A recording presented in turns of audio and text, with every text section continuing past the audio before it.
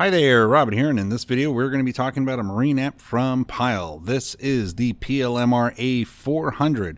It also comes in the PLMRA410 BT, and that's a Bluetooth version. So the 400, no Bluetooth.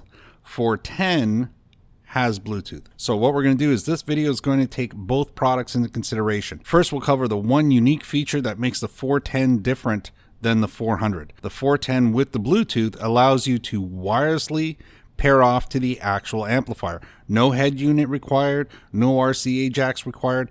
Straight up, hook it up so this way you have a switch option to turn the amp on and off, and then just connect your Bluetooth device to it. So your phone, your tablet, whatever you want to use, regardless if it's going to be on your boat or on your ATV or UTV, side by side, whatever you've got, golf cart, name it. This is great, especially if you have a golf cart or anything like a golf cart where you have a very tiny dash where you can't really fit a head unit in, or you can't get a full-size head unit in there. Getting the Bluetooth version of this, which is the PLMRA410 BT, is a pretty good way to go. Now, you don't have any kind of bass and treble control on the amplifier, but that's all right. All the actual streaming music services out there have in the gear wheel options settings for your music, so you can set it up for the amplifier that you have. That's covering the unique one feature that the 410 BT has over the 400. So now let's talk about the 400, and everything else about the 400 is going to be the same when it comes to the 410. The 400 is a 400 watt at 4 ohms, so stable at 4 ohms. So that means any type of speakers, from your speakers on your boat, car,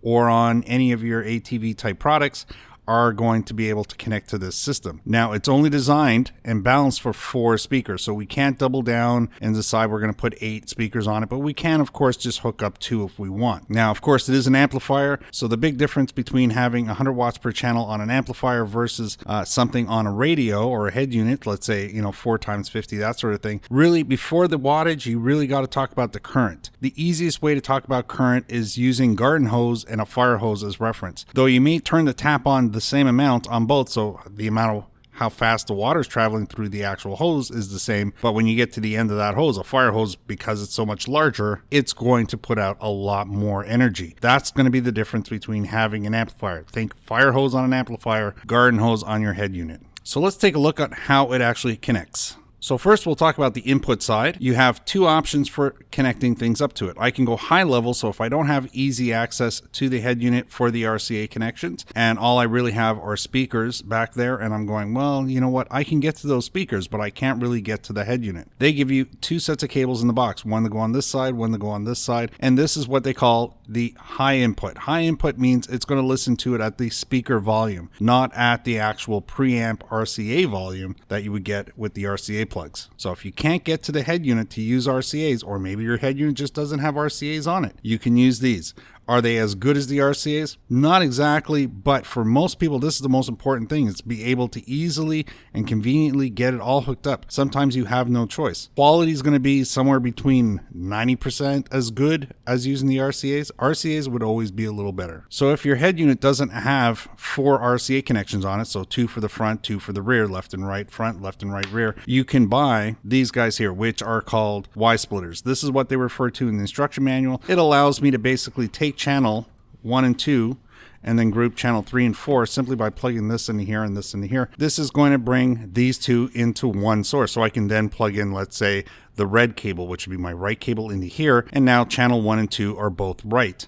And then I repeat the same thing on the other side for channel 3 and 4, and that would become left. I'd have 2 left channel outputs and 2 right channel outputs. These are not included, but again, these are very important if you don't have enough RCA connections on the back of your actual head unit. The 2 knobs located on the back of the unit are your actual level controls. So what you normally do is bring up your radio to a comfortable listening level, let's say 50%, and then start adjusting your levels for your actual extra speakers that are running through the amplifier. When you get a nice balanced sound between all of that, then you're all set. That doesn't necessarily mean that you're running it at maximum. Maybe it's at 75% or 60%, whatever is right and comfortable for you. Once the speakers start distorting, you've definitely hit the limit on all of that sound. So let's take a quick look on all the outputs and power connections located on the other side. So on the right side, we're going to have all our speaker outputs. So channel 1, 2, 3, 4. They also give you a reference of channel 1L, channel 2R. That L and R is more of a guide, not a rule. So again, again, if I'm using splitters, I might turn channel 1 and 2 into my right and channel 3 and 4 into my left. That's really up to you. So very important to note, I'm not going to be using this type of amplifier to run subwoofers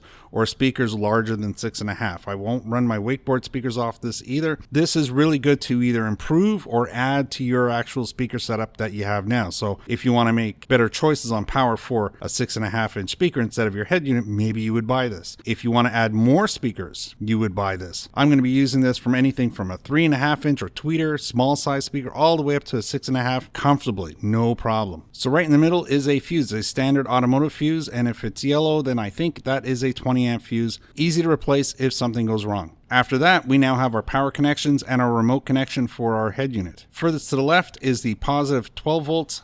In the center is our ground. Remember to try and use 4 to 8 gauge wiring if you got to run anything between 16 and 20 feet. The last one is the remote. The remote is going to be what we either connect to a switch or we're going to connect directly to our head unit if we have a blue wire on the head unit, which would be for the remote connections. And that's it. No more complicated than that. Don't have too much loose wire. Make sure it's nice and snug. Don't over tighten the screws to damage anything. That's always important. I often get asked what type of speaker wire to use with it. You do normally want to use, when possible, just the red and black zip wire. 14 gauge would be best for the speakers, and a 4 to 8 gauge kit, wiring kit for the actual power connections are fine. Your RCA cables, that's strictly up to you. I like using shielded cables and, something that's good quality.